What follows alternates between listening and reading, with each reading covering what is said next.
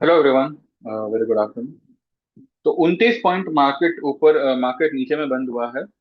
और जो भी ये रिकवरी आई है, इस लेवल पर मार्केट में सेलिंग बनेगा, ये मैंने आप लोगों को सुबह वाले वीडियो में बताया था। 25,940 का मैंने आपको फिगर दिया था, तो मैंने 916 से लेके 950 का लेवल मैंने आप लोगों को एक जोन दिया हुआ था कि ये जोन से किसी भी लेवल से जो है मार्केट घूम सकता है। वो यहाँ तक आया, वहां से घूमा, और जो इंट्राडे लो था वो उसने ब्रेक किया था। 200 दो सॉरी 25,837 का लो था, उसको ब्रेक करके 810 का लो बनाया। ठीक है, यानी कि कल की लो से आज एक नई लो बनाई, साथ ही साथ कल की हाई से भी एक नई हाई बनाई, और एक डोजी बना दिया। ठीक है, यानी कि मार्केट ना इधर गया ना उधर गया, गया दोनों ही तरफ, लेकिन फिर बीच में आके खड़ा हो गया। ठीक है, ये अभी मार्केट का स्थिति है। जो ये आखिर के 15-20 मिनट में जो भी ये राइज आई है, दिस वाज एक्सपायरी मूव। तो इस पे ये आखिर के 15-20 मिनट को छोड़ दो, that is not going to help you out. अब जिन लोगों को लग रहा है कि रिकवरी रिकवरी, ऐसा कुछ नहीं है। जो आखिर के 15 मिनट की जो ये मूवमेंट है, वो आई ही इसलिए है ताकि लोगों को लगे कि रिकवरी हो गई, और इस तरह से। तो आखिर की जो मूव आई है, 15-20 मिनट की जो भी मूव आई है, जो ये मार्केट में आपने एक रिकवरी जैसा देखा हुआ है, दिस इज अ ट्रैप। और 680 से लेके 650 का एक एक नया लेवल ओपन होता है डाउन डाउन साइड में। 25,680 से लेके 650। ठीक है, अब चलते हैं, पहले ये देखते हैं कि मैंने मेरे ग्रुप में आज क्या क्या दिया, उसके बाद में ये देखते हैं कि आज मार्केट में वैसा हुआ कि नहीं हुआ, और फिर अब कल के लिए क्या हो सकता है।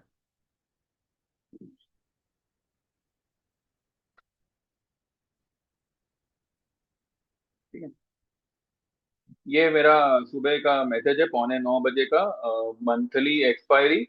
एंड निफ्टी में open flat, last week calls के प्रीमियम खत्म हुए एंड कल पुट्स के। तो क्या आज एक्सपायरी फ्लैट होगी या मूव आएगा? एक्चुअली दोनों हुए, एक्सपायरी भी फ्लैट हुई और मूवमेंट भी आया। ठीक है, नवंबर की सब position holded. November will show a massive fall in Nifty irrespective of trade deal, and it's already been factor. ठीक है, ट्रेड डील का नतीजा जो आवे, अगर पॉजिटिव भी आता है तो वो ऑलरेडी फैक्टर्ड है, तो उसमें इतना कुछ मेरे ख्याल से नहीं होगा। हाँ, अगर जो ऑयल जो ऑयल पे जो एडिशनल टैरिफ लगाई गई है, वो अगर मानो निकाली जाती है, तो oil will shoot up like anything.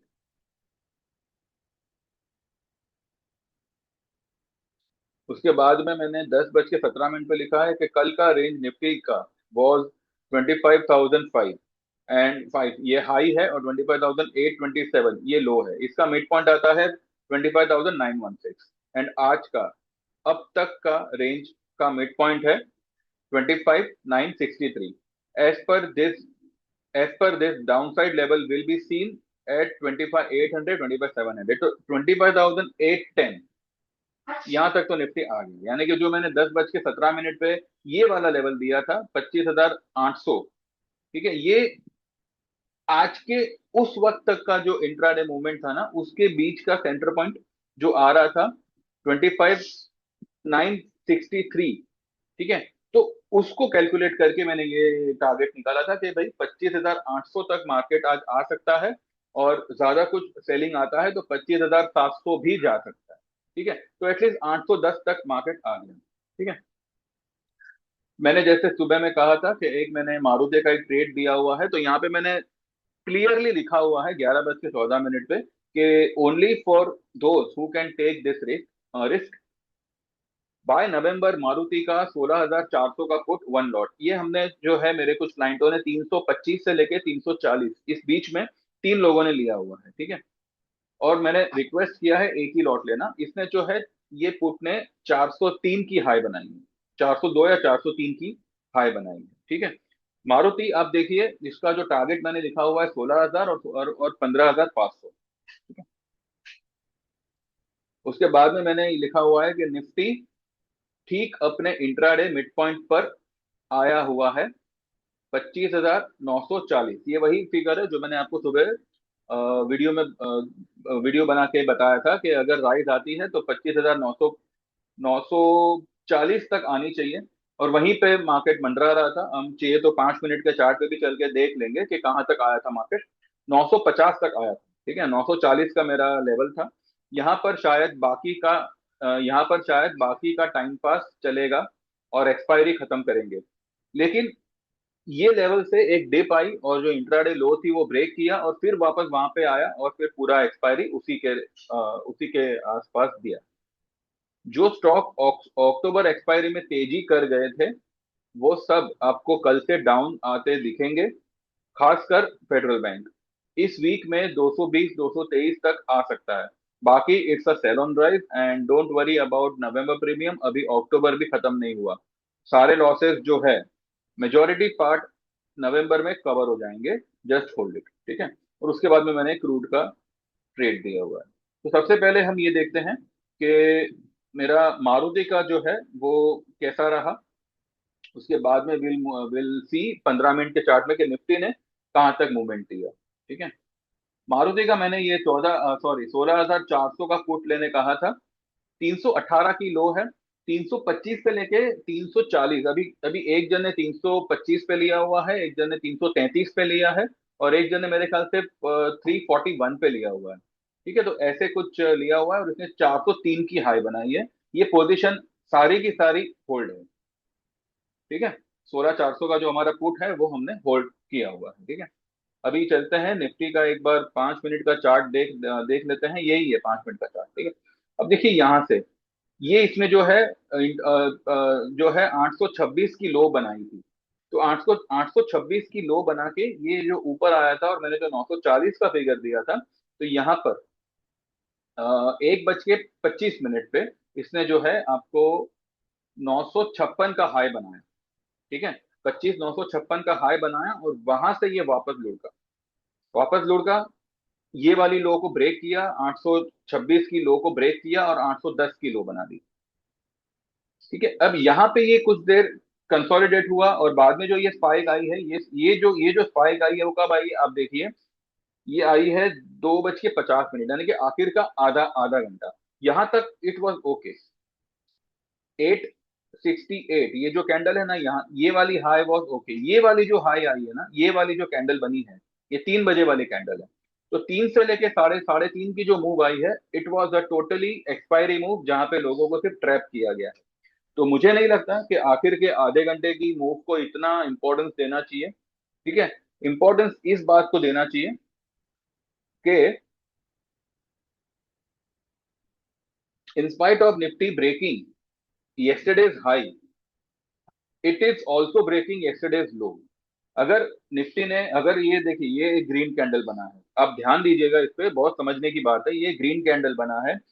Green candle के बाद में अगर आज की कैंडल कल की कैंडल की हाई को ब्रेक करती है, ठीक है, ब्रेक करती है, और नीचे आकर कल की कैंडल की लो को भी ब्रेक करती है, यानी कि मार्केट में अब इनडिसिसिव मूव है कि वो ऊपर जाए या नीचे आए, ठीक है।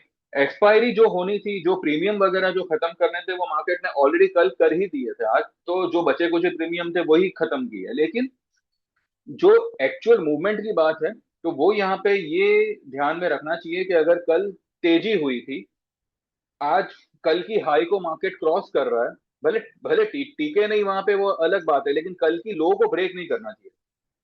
अगर कल की लो को भी ब्रेक कर रहा है, मतलब मार्केट में कुछ गड़बड़ है। और वो लो ब्रेक करने के बाद में क्लोजिंग कर रहा है रेड वाली डोजी बना के। अब डोजी जो है वो एक रिवर्सल साइन होता है, वो एक इनडिसिसिवनेस की साइन होता है कि मार्केट भी अभी जो है डिसाइड नहीं कर पा रहा है कि भाई तेजी है या मंदी है, इन spite of yesterday's green candle, जो 170 पॉइंट की कैंडल थी। यानी कि अगर 170 पॉइंट की कैंडल बनाने के बाद भी अगर मार्केट जो है इस इनडिसिसिव मोड पे है, तो आई डोंट थिंक सो ये मार्केट में इस लेवल पे लॉन्ग में रिस्क लेना चाहिए। एनी टाइम मार्केट में see a massive sell off. In case अगर कोई राइज आती है तो 125 26,125 ये एक स्ट्रॉन्ग रेजिस्टेंस का काम करेगा, और वहां से डेफिनेटली निफ्टी को जो है एक एक डाउन साइड का करंट लगेगा। ऐसे फिलहाल मुझे लग रहा है।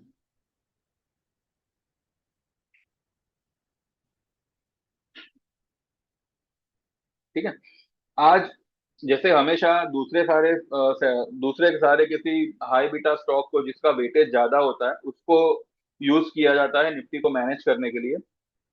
आज बैंक निफ्टी को यूज किया गया।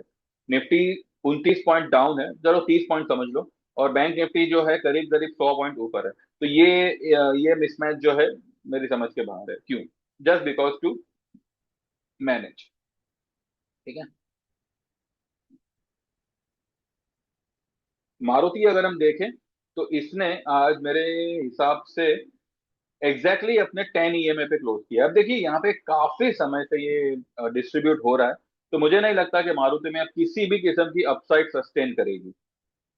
ठीक है। तो हमने जो है 16,400 का हमारा जो पुट है वो हमने बरकरार रखा हुआ है, उसको हमने मतलब होल्ड ही रखा हुआ है। और पहले की जो हमारी 16,000 की पुट है वो एज एज इट इज है। लेकिन आज की जो पोजीशन है वो ज्यादा लोगों ने लिया नहीं है, सिर्फ 3 लोगों ने लिया हुआ है। अगर किसी और ने लिया हो तो मुझे पता नहीं है, इन 3 लोगों का मुझे पता है। ठीक है। इसके अलावा बजाज बजाज फाइनेंस में जो है ये भी जो है हमने जैसे मैंने सुबह कहा था इसको भी हमने होल्ड ही किया हुआ है। लेकिन अब क्योंकि मार्केट थोड़ा सा राइज हुआ इसके पीछे ये भी थोड़ा राइज हो गया, अदरवाइज ये जो है अपने 10 ईएमए के नीचे सस्टेन था।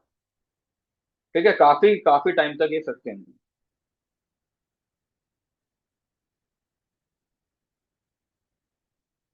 तो अब कल के लिए क्या है? अब देखिए कल के लिए देखना पड़ेगा। क्यों? क्योंकि अभी हम पहले ये एक बार चेक कर लेते हैं कि आज का पीसीआर तो कुछ काम का नहीं है। अब कल का जो पीसीआर है फिलहाल वो 0.78 बता रहा है। अब ये जो है कल रिफ्रेश होके आएगा। अगर ये कल एट एट 0.80 या 0.82 ऐसा कुछ आता है तो मार्केट को नीचे जाने में कोई दिक्कत नहीं होगी। ठीक है। वो आराम से जाएगा और बहुत अच्छे तरीके से जाएगा। और सिमिलरली विद बैंक निफ्टी, उसका जो पीसीआर है 0.98 पे है। अगर ये समझो कल वन या वन के ऊपर अगर मानो होता है, या वन वन ही सही अगर होता है तो इसको भी जो है नीचे आने में दिक्कत नहीं होगी। तो कल के लिए हो क्या सकता है इसके ऊपर अगर हम देखें तो हाँ, एक और चीज हम यहाँ पे कैलकुलेट करते हैं। अगर आज की हाई और आज की लो को अगर आप कैलकुलेट करो, ठीक है, तो 925, 25,925 का सेंटर पॉइंट बनता है। मार्केट एग्जैक्टली वहीं पे आके बंद हुआ है। ठीक है। जो कैलकुलेटिव फिगर्स है उससे थोड़ा सा ऊपर, यानी कि एक 10 पॉइंट ऊपर बंद हुआ है। लेकिन अब इतनी बड़ी मूवमेंट में ये 10 एक पॉइंट कुछ मैटर नहीं करता। तो यूं कह सकते हैं कि भाई वो 50% रिट्रेसमेंट पर ही क्लोज हुआ है। ठीक है। ऊपर में अगर कल निकलता है तो अभी जो भी कुछ होगा, depending on Dow, depending on other other things, क्या हो सकता है। For me it's a sell on rise market. इतना मुझे पता है। 26,000 का जैसे आज रेजिस्टेंस मिला, जैसे कल रेजिस्टेंस मिला था, यानी कि 26,000 के ऊपर मार्केट इज नॉट सस्टेनिंग। ठीक है। तो एनी क्लोजिंग अबाउट 26,050, इसको ही हम लेके चलते हैं। हम 20, वैसे तो 26,125 इज द लेवल, वही हमारा स्टॉप लॉस होगा। लेकिन अगर मानिए 26,000 के ऊपर, 26,000 के ऊपर अगर निफ्टी आता है तो उसको वहां पे रेजिस्टेंस फेस होगा। और डाउन साइड का जैसे मैंने कहा 680 से लेके 650, ये फिलहाल मुझे इमीडिएट लेवल पे आता हुआ दिखता है।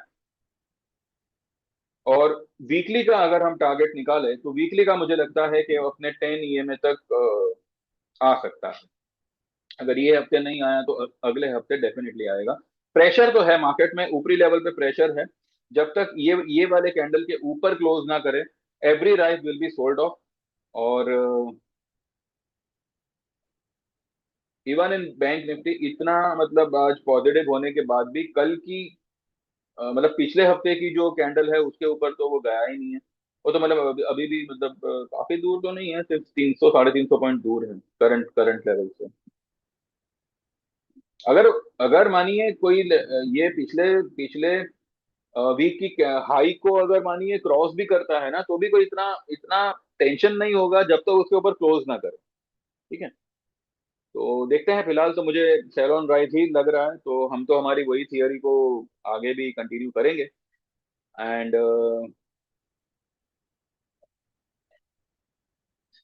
कल अगर मानिए कल निफ्टी बैंक निफ्टी में कोई खास मूवमेंट ना हुई इन केस, तो जो स्टॉक आज चले हैं ना, वो सारे स्टॉक कल आपको नेगेटिव दिखेंगे। ठीक है। एल एन टी हुआ, देन ये हुआ, एल टी एफ हुआ, देन रिलायंस भी हो सकता है। अब रिलायंस थोड़ा सा न्यूज बेस हो गया है, वो रशिया से ऑयल इंपोर्ट करेगा, पता नहीं अभी क्या क्या ड्रामा चल रहा है, ये सब कुछ होगा। तो जो भी स्टॉक्स आज पॉजिटिव है ना, वो मुझे लगता है कि कल नेगेटिव होंगे। लेकिन कल मुझे सेलोन राइज ही लगता है। ठीक है, बीच में आज जो ये पिछले मतलब आखिर के आधे घंटे में जो भी मूवमेंट आई है, वो मेरे ख्याल से इतना उसको इम्पोर्टेंस नहीं नहीं देना चाहिए, बिकॉज एक्सपायरी भी है और ऊपर से मंथली एक्सपायरी है। तो इस किस्म की मूवमेंट एंड मौके पे आना बनता है। लेकिन उस पे उसको हम जो है एक्चुअल मूवमेंट या कहते हैं ना, उसके ऊपर एक रिलायबल मूवमेंट हम नहीं मान सकते, क्योंकि पूरा दिन जब आप नेगेटिव हो, सिर्फ आखिर का आधा घंटा आप ऐसा क्या न्यूज आ गया कि मार्केट रिकवर हो गया, ऐसा तो कुछ न्यूज नहीं आया। राइट। तो ये थोड़ा सा समझना होगा, बिकॉज एक्सपायरी के दिन इस तरीके की मूवमेंट आती है। तो अब कल ही देखते हैं कल क्या होता है क्या नहीं होता है। फिलहाल मेरा व्यू नेगेटिव ही है, और मार्केट जो है वो डाउन साइड में ही जाना चाहिए। बाकी देखते हैं। ठीक है। दोस्त who wants to join they can WhatsApp on 9082503553। आपका नाम मेंशन करिएगा, आपने क्या ज्वाइन करना है वो मेंशन करिएगा। देखिए क्या है, एक्सपायरी फ्लैट होगी ये मुझे सुबह में अंदाजा था। लेकिन ये एक अच्छी बात हुई कि मार्केट ने बीच में जो है एक मूवमेंट दे दिया। मूवमेंट सबसे पहले ये दिया कि पहले वो नीचे आई, 837 का उसने लो बनाया। नहीं सॉरी, 826 का उसने लो बनाया। वहां से वो रिकवर हुआ, 940 50 तक गया और फिर वापस नीचे आया, और 810 का लो बनाया और फिर रिकवर हुआ। ठीक है। तो यहाँ पे कुछ लोगों को, मतलब जो लोग भी फ्यूचर के सौदे थे या जिन लोगों को प्रॉफिट हो रहा था, तो उन्होंने बजाज फाइनेंस में प्रॉफिट किया हुआ है। ठीक है, जिनके 2 लॉट थे 4 लॉट थे, तो उन उन उन लोगों ने आज के डिप में जो है बजाज फाइनेंस में जो है प्रॉफिट बुक किया हुआ है। 1060 तक गया हुआ था, 60 62 के आसपास कुछ गया हुआ था। तो हमारा जो है 1095 का हमारा सेलिंग था। तो ऐसे मतलब कुछ मौके मिले थे कुछों को, कुछ पोजीशंस ऐड करने का मौका मिला। जैसे जैसे राइज आई वैसे वैसे जो है, मैं मेरे लोगों की बात कर रहा हूँ, बाकी दुनिया का मुझे नहीं पता। तो ठीक है, मैंने भी मेरे हिसाब से जो है वो हिसाब से ट्रेड दिए थे। मैं मारुति का भी आज एक अच्छा खासा ट्रेड हमारा हुआ कि भाई 16 400 का जो फूट लिया था, कुछ 340 ही पकड़ के चलिए। तो 340 वाला जो है 402 तक 403 तक आता है, लेकिन हमने उसको फिर भी होल्ड ही किया हुआ है। ये थोड़ा और गिरेगा, और 16,000 या मे भी उसके नीचे अगर निकलता है तो हम उसको बुक करेंगे, बिकॉज अभी पूरा नवंबर का है और अभी अक्टूबर के 3 दिन बाकी है। तो देखते हैं किस तरीके की क्या मूवमेंट आती है। ठीक है। तो यहाँ पे देखिए, अगर आप ज्वाइन करते हैं तो इतना तो आपको भरोसा रखना पड़ेगा कि पहली बात, जो कुछ भी बताया जाता है, जो कुछ भी व्यू होता है, वो थोड़ा सा एडवांस में ही होता है।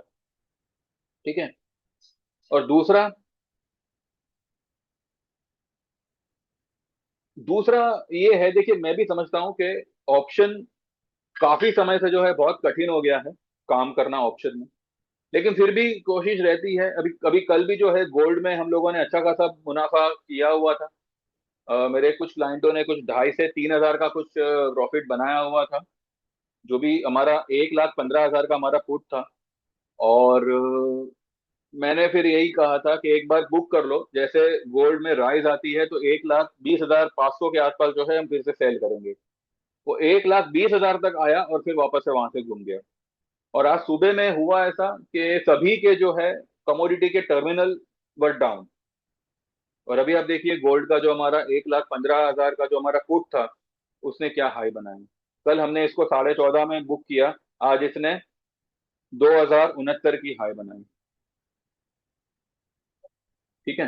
तो view was not wrong about the gold. मैं गोल्ड के बारे में इतना बेरिश था कि भाई ये एनी टाइम जो है आपको अच्छा खासा फॉल देगा, बिकॉज इसका वीकली डेली मंथली आरएसआई सब भी कुछ ओवरबॉट था, 100 पे था इनफैक्ट।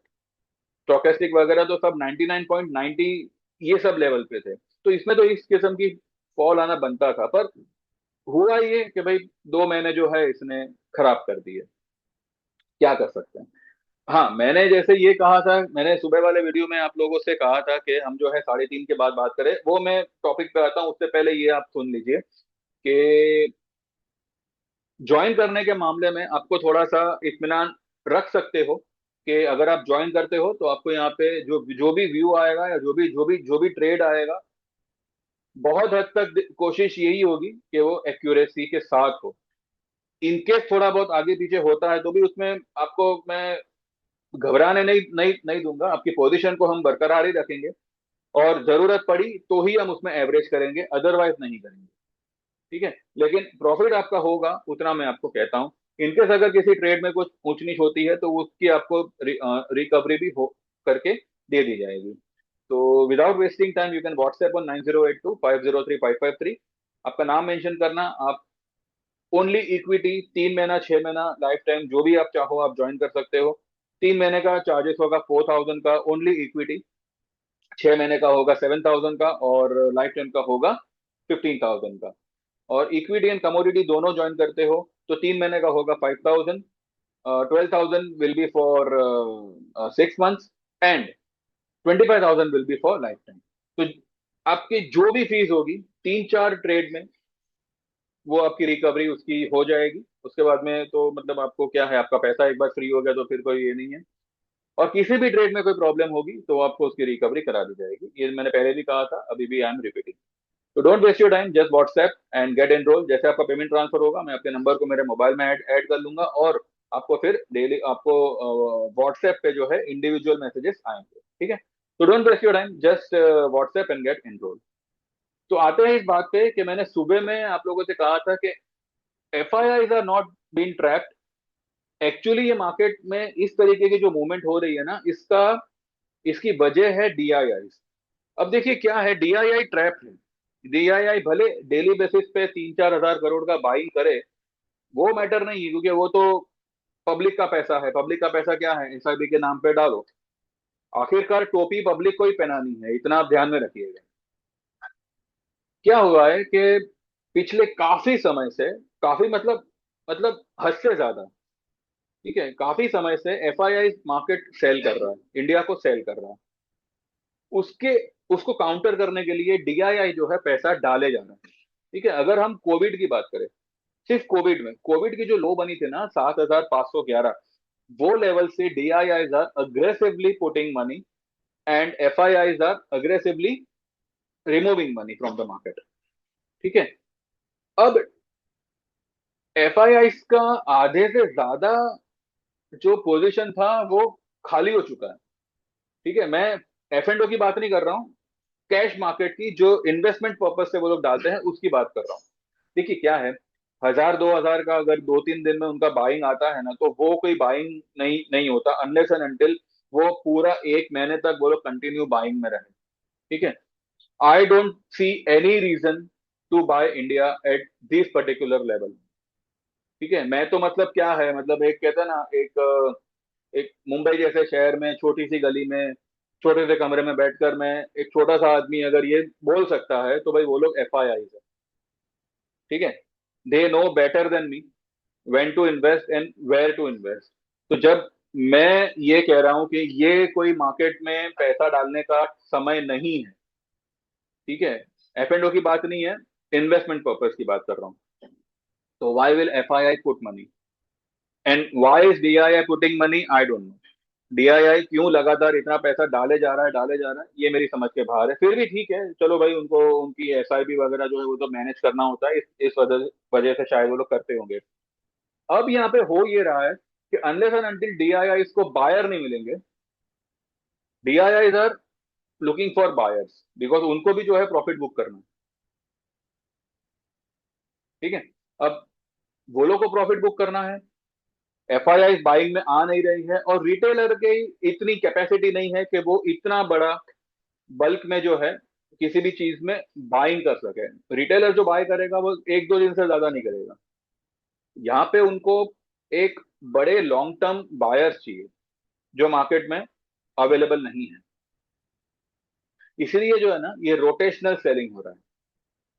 ठीक है, आज रिलायंस में मंदी होगी तो आईटी ऊपर होगा, कल बैंक निफ्टी में तेजी होगी तो ऑटोज डाउन होगा। इस तरीके से रोटेशनल ये हो रहा है, because DIIs are also stuck कि अब ये लेवल पे पैसा डाल डाल के और कितना पैसा डाले। तो इसलिए मार्केट में जो है प्रीमियम ईटिंग ज्यादा हो रहा है, क्योंकि मार्केट को एक ही मार्केट के पास चढ़ने की वजह नहीं है, और गिरेगा वो सबको पता है। इसीलिए अनलेस एंड अनटिल डीआईआई इसको बायर नहीं मिलेंगे, वो लोग सेल करके भी क्या करेंगे, क्योंकि सामने बायर ही नहीं है, तो वो लोग बेचेंगे क्यों? आखिरकार ये सारा बोझ पब्लिक पे ही आएगा। ठीक है, इसीलिए इंडिया भी डाउन है, जिसकी वजह से प्रीमियम में जो है इरोजन बहुत जल्दी हो रहे हैं। और मुझे फिलहाल कोई ऐसा लग नहीं रहा है कि एफआईआई में किसी भी किस्म की कोई कोई बाइंग की जो है कुछ मूड बनेगा इन द नियर टर्म। ऐसा तो मुझे कुछ in the even in the longer term, unless and until market gives a big correction, तब तक I don't think so FII will enter the market. तो इसीलिए जो है मेरा कहना यही है कि अभी की जो मार्केट है ना, वो बहुत डिफिकल्ट हो गई है ट्रेड करने के लिए। अब मुझे आप खुद ही आप देखिए, निफ्टी में कल जो तेजी हुई वो क्यों हुई, किसी को पता है? नहीं। अगर पता भी है तो बताइए, आज जो ये फॉल आई वो क्यों आई? वो भी किसी को नहीं पता। It is just happening and we are observing. ठीक है, कल क्या होगा, आई एम क्लूलेस। इतना मुझे पता है, राइज होगी तो हम सेल करेंगे, बस। मेरा फंडा यही है कि it's a sell on rise market. लेकिन कल एक्चुअली में राइज होगा, एक्चुअली में फॉल होगा, वो तो कल ही पता चलेगा। मैंने ये कहा था कल की ग्रीन कैंडल को देखते हुए कि आज की जो मूवमेंट होगी, यानी कि आज टुडे की जो मूवमेंट होगी ना, उससे you will come to know कि कल की जो ये ग्रीन कैंडल बनी वो कितनी जेन्युइन थी। ये मेरे कल के 3:30 के वीडियो के मेरे वर्ड्स थे। ठीक है, तो यहाँ पर यही है कि बताया सब आपको एडवांस में जाता है, लेकिन किसी को समझ में आता है, किसी को नहीं आता। तो भाई अभी मैं इसमें तो कुछ कर नहीं सकता। बेटर है आप व्हाट्सएप करो और एनरोल हो जाओ, ताकि आपको ये सब जानने समझने की जरूरत नहीं है। आप सीधा सीधा ट्रेड ले लो और वो हिसाब से फिर आप आपका काम करो। Otherwise F I I D I I के चक्कर में जो है पोजीशन में शफल रिशफल मत करिएगा, बिकॉज ये लोग कब कब कौन सी पोजीशन खाली कर दे आपको कुछ इंटीमेट नहीं किया जाएगा कि भाई कल वो लोग बेचने वाले हैं, ऐसा कुछ। और अभी की तारीख में मुझे लगता है कि market condition is not good. यहाँ पे इवन इन एफ एंड ओ, अगर आपको आज 2,000 का प्रॉफिट हो रहा है तो एक बार बुक करिएगा। वो प्रॉफिट को मार्केट में छोड़कर मत जाइए। अगर फ्यूचर है 5-6 हजार का, 7,000 का प्रॉफिट हो रहा है, एक बार घर लेके जाओ। अगले दिन का अगले दिन देखेंगे। अभी की तारीख में इस तरह से काम करोगे तो ही मेरे ख्याल से आपके घर में दो पैसा आ पाएगा। अदरवाइज आपने सोचा कि भाई 5,000 का प्रॉफिट है, कल 15,000 हो जाएगा, मैं छोड़ के जाता हूँ, वो आपका 15,000 डेबिट में आ जाएगा। ये आप लिख लो। बाकी तो भाई अभी आपके ऊपर है, आप ज्यादा समझदार हो। मेरा क्या है, मैं तो बोलता हूँ, समझना ना समझना आपके ऊपर है, सुनना ना सुनना आपके ऊपर है। तो दोस्तों wants to join they can WhatsApp. बाकी के लोग लाइक करना, कुछ समझ आया हो, पसंद आया हो तो, और चैनल को सब्सक्राइब करिएगा। अदरवाइज जो मैंने बोला हुआ है कि अगर मेरे 3,000 सब्सक्राइबर नहीं बनते बाय दिसंबर, तो मैं वीडियो तो डालूंगा, लेकिन वो सिर्फ सिर्फ सिर्फ मेरे जो पेड क्लाइंट्स हैं उन्हीं के लिए होगा। मैं बाकी के लिए जो है वो मैं सिस्टम चेंज कर दूंगा। जो भी मतलब सेटिंग है वो चेंज कर दूंगा, and these are my words and I mean it. ठीक है। बाकी देख लीजिए, सब्सक्राइबर बढ़ेंगे, 3,000 का आंकड़ा दिखेगा मुझे दिसंबर तक, दिस कमिंग दिसंबर, 2 महीने बाद की बात है। तो जनवरी से पब्लिकली ये वीडियो बनेंगे। नहीं तो फिर ये वीडियो सिर्फ और सिर्फ मेरे जो भी जितने भी मेरे क्लाइंट्स होंगे वही लोग उसको देख पाएंगे, बाकी लोग नहीं देख पाएंगे। ठीक है। तो thank you very much, bye bye, take care and see you tomorrow.